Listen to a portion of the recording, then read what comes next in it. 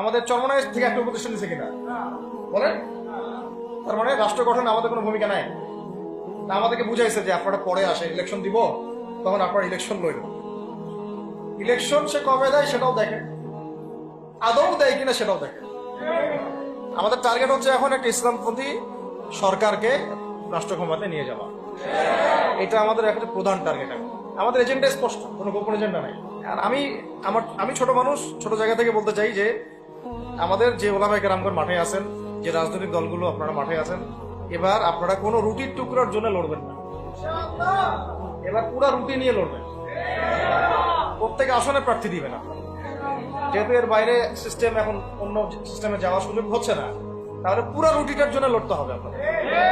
আমাদের টার্গেট হচ্ছে এখন একটা ইসলামপন্থী সরকারকে রাষ্ট্র ক্ষমতায় নিয়ে যাওয়া।